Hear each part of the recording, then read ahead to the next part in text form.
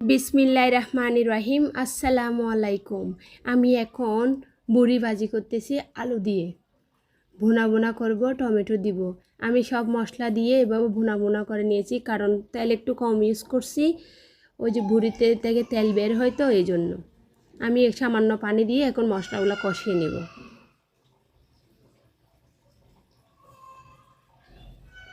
কষানো শেষ, এখন দিয়ে দিব বুড়ি। আমি এগুলা প্রেশার কুকারে আগে থেকে সিদ্ধ করে রেখেছি। প্রেশার কুকারে একটা সিদ্ধ করলে আপনার কাজটা সহজ হয়ে যায়, তাড়াতাড়ি সিদ্ধ হয়। এখানে আমি অল্প করে আলু দিব। এই যে আমার প্রায় হয়ে গেছে।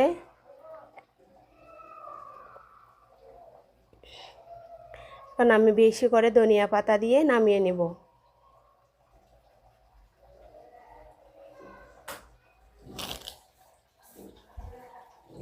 দিয়ে দিলাম ধনিয়া পাতা।